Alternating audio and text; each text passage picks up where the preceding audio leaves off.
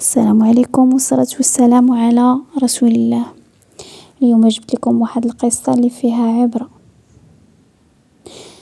هذا واحد السيد سميتو المختار، متزوج بواحد الإنسانة اللي ظريفة بزاف، واحد البنت اللي يتيمة ما عندهاش الوالدين ديالها وما عندهاش خوتها، كما نقولوا مقطوعة من شجرة. هاد المرأة اللي تزوج بها سميتها كنزة. هاد المختار كان واحد الرجل اللي متسلط، واحد الرجل اللي قاصح وقلبه قصح من الحجر وما كيعرفش شنو هي الرحمة.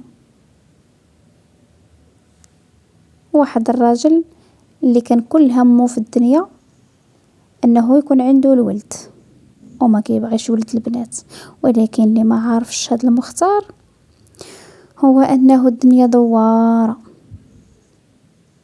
وكما تدين تدان. اجيو اسمعوا معايا القصة. المختار لاباس عليه، واحد الرجل اللي عنده الاملاك وعنده الاراضي وعنده الديور وعنده كل شيء، ولكن الحاجة اللي ما عندوش هو القلب اللي حنين. المختار كان كيخدم معاه بزاف ديال الناس، ولكن كان منوض فيهم الرعب، كان كيغوت عليهم بزاف وكان كيظلمهم وما كيعطيهمش حقهم كما خصو يكون. المختار واحد النهار فكر انه يتزوج،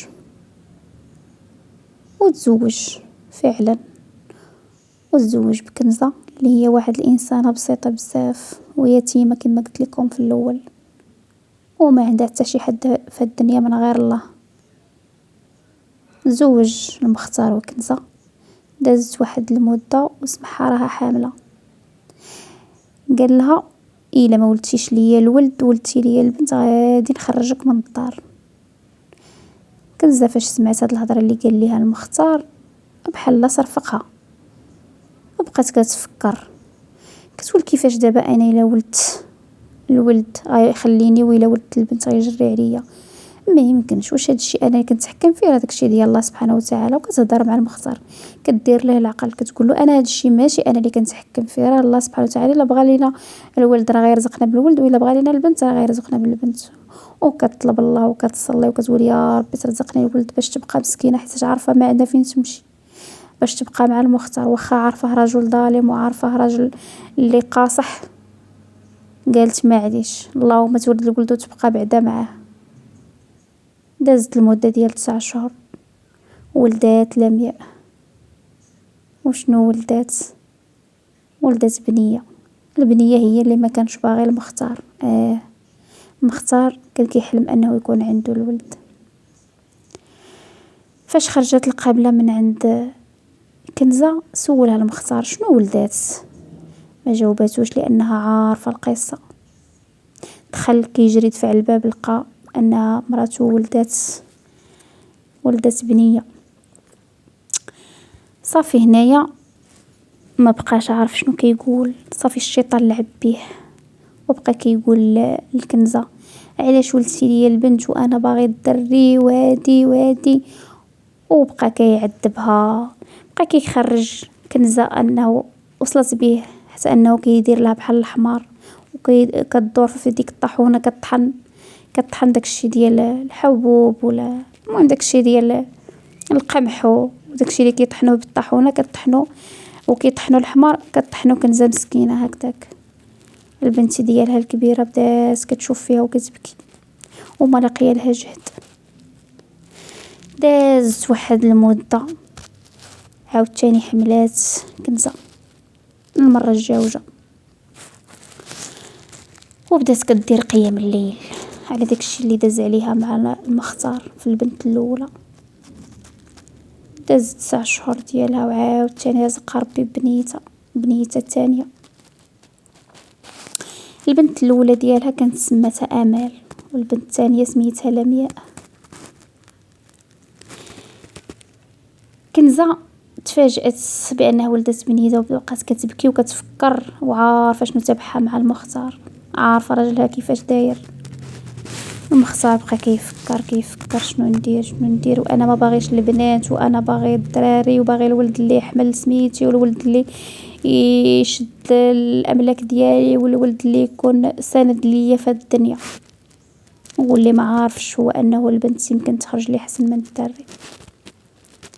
صافي بدا كيغوت على كنزه، كيقولها نتيا ولدي لي غير البنات، نتيا ما تستاهلينيش، نتيا ما خصكيش تبقاي عندي في الدار، خصك تهزي بناتك وتخرجي عليا من هنايا. وكيقولهاش لا كلام قاصح، الكلام اللي كيجرح لمياء وكيخليها مسكينه غير جالسه وكتبكي. واحد النهار وملي ولدات ليه البنت الثالثه اللي سماتها ياسمين، جرى عليها المختار. صافي هنايا صافي حل الباب ولحم، حل الباب ديال البيت وحل ديال الدار ولحم مع الباب. كنزه مسكينه بقات غير كتشوف وكتبكي ومعنقه بنياتها بثلاثه. ايوا كتقول شنو نديرو، وكنزه ما عندها لا بو لا ام لا خو لا اخت لا حتى شي حاجه. فين غادي تمشي كنزه وفين غتدي مع هاد البنات بثلاثه؟ بقات مسكينه غاديه في داك الليل، غير غاديه فين ما داوها رجليها وهي غاديه، وكتفكر في الكلام ديال رجلها المختار. عيات وجلسات حدا واحد الدار اللي جات حدا واحد الجامع، وهي جالسه مع بنياتها. خرج الفقيه ديال داك الجامع، شافها جالسه هي وبناتها وكتبكي مسكينه. ايوا جا لعندها وبقى كيقول لها مالك يا بنتي، وشنو واقع عليك، وعلاش خارجين في هذا الوقت، وعلاش جالسين هنايا وهذا. وعاودت ليه كنزه كلشي، عاودت ليه كيفاش جرى عليها المختار، وكيفاش انها ولدت ليها غير البنات وهو باغي الدراري، وكيفاش. المهم الفقيه مسكين حن قلبوا عليهم وبقاو فيه دوك البنيات وبقات فيه كنزه. قال لهم انا عندي واحد البيت غير خاوي، الا بغيتي يلاه تمشي تجلسي فيه انتي وبناتك، ما تبقاوش في الزنقه. صافي كنزه رحبت بالفكره ديال الفقيه، قالت ليه واخا، حيتاش ما عندها فين تمشي. وكانوا مساكن ميتين بالجوع البنيتات ولا حتى كنزه. وانسانه عاد والده وجرى عليها الرجل من الدار. واحد الانسانه اللي كتكون عاد والده خصها التهلا، خصها تاكل مزيان، وخصها الكلام الزوين وخصها، ولكن كنزه لقات العكس من راجلها المختار. جاب لهم الفقيه كلاو وشربوا، ودخلات كنزه وبنياتها للبيت اللي عطاهم الفقيه وسدات عليهم ونعسات هي وبناتها وكتفكر في داكشي اللي داز عليها. ولكن قالت كيما كان الحال، بعدا لقيت هاد الفقيه دار فيا هاد الخير وعطاني هاد البيت انا وبنياتي، بعدا نتسترو فيه. صافي بقات كنزه كتوصي في بناتها امل ولمياء.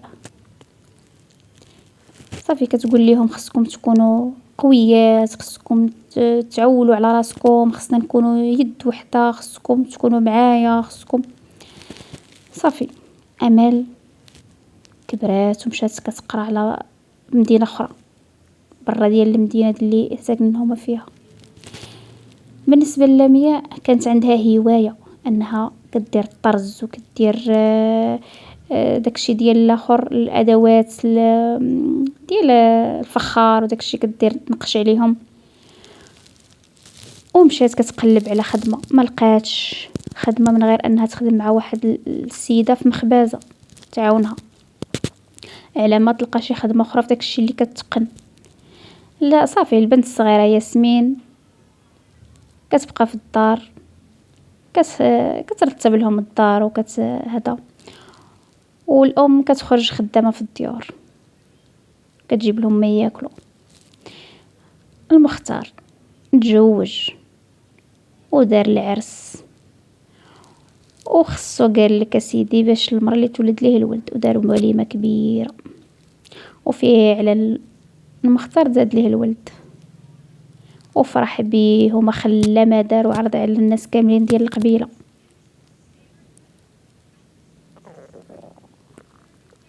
هذا الولد سماه اسماعيل. قال لك سميه عزيزه، والولد ديال الدوام، والولد السند ديالو، والولد اللي غادي يهز السميه ديالو ويحمي الاملاك ديالو وكل شيء. ايوا عام على عام كيكبر اسماعيل.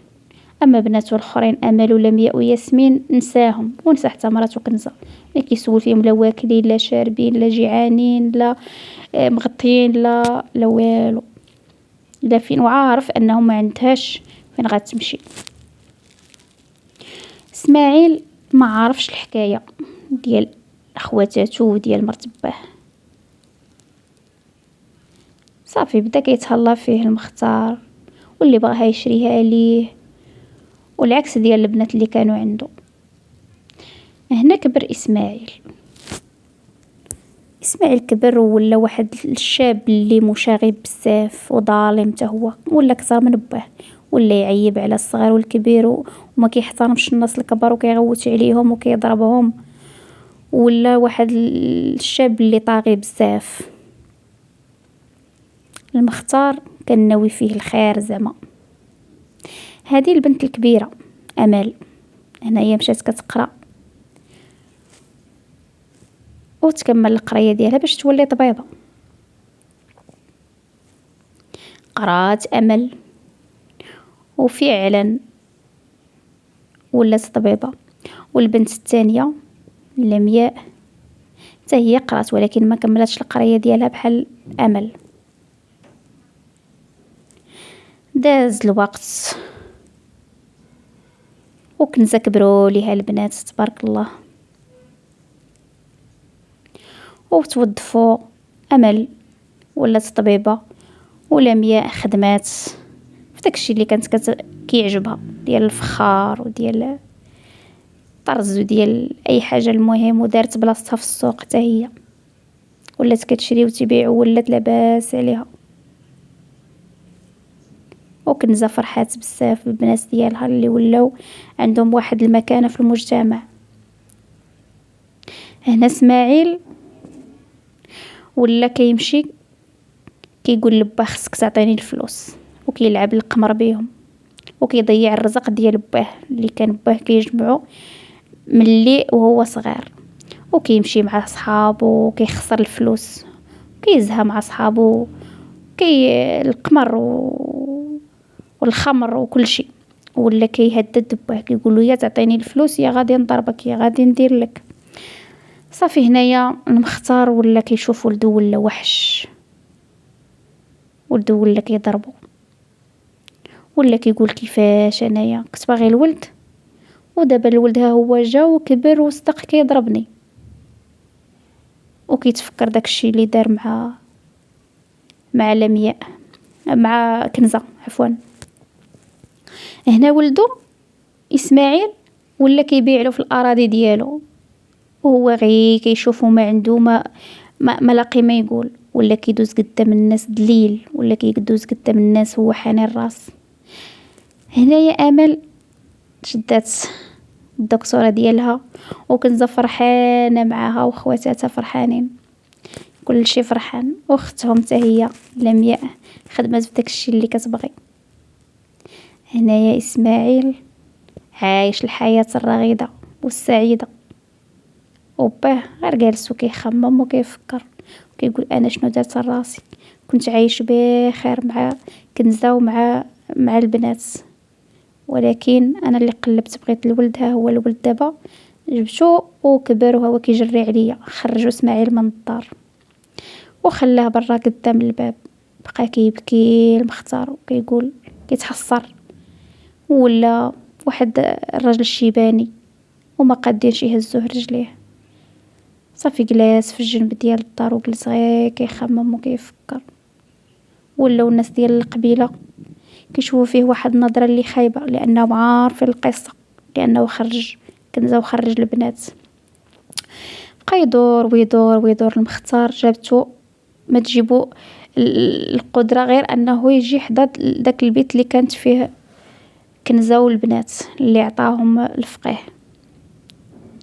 البنات بصراحه ما عرفوش شافوه ما عرفوش، ولكن فاش عيطوا على كنزة شافته وعرفات هذاك هو المختار اللي كان باغي الولد وما باغيش البنات وجرى عليها. ولقاوه في واحد الحاله اللي مريض واحد الحاله اللي ماشي تاليه. دخلوه قالت لهم هذا عاودت لهم القصه قالت لهم هذا راه باكم وها شنو وقع. ولكن البنات ما واخا هكاك ما حقدوش عليه. صافي تهلاو فيه وبداو كيعطيوه هي كله يشريولو زعما هكا دواء كيعالجوه. ولات لمياء كتقرا القرآن على المسامع ديالو وهو جالس كيسمع. كنزة تهلات فيه بزاف وهو ندم بزاف على داكشي اللي كيدير فيها وداكشي كامل اللي دوز عليها والعذاب اللي كان دوز عليها. وملي كيشوف كنزة وبناتها فرحانين وناشطين كيبقى غير في الباب كيشوف كيقول السعادة كانت بين يديا وانا ما كنتش عارف. انا كنت عايش بصح الحياة السعيدة ولكن ما كنتش عارف. هنايا اسماعيل ولدو مرض واحد المرضى خايبة وصافي من بعد ما باع عليه الاملاك ديالو وكل شيء ما بقى عنده حتى هو حتى شي حاجه. مرضى خايبه ومات. صافي المختار عاش مع كنزة ومع البنات وما سمحوش فيه. هنا باش نعرفوا ان البنات يعني حنانات وتقدر تلقى فيهم الخير حسن من الدراري. ولا المختار شويه رجعت له الصحيحه ورجع كيخدم على كنزة. رجع كيخدم شويه كيدير الفلاحه وكيتهلا فيهم وعاش الحياه السعيده.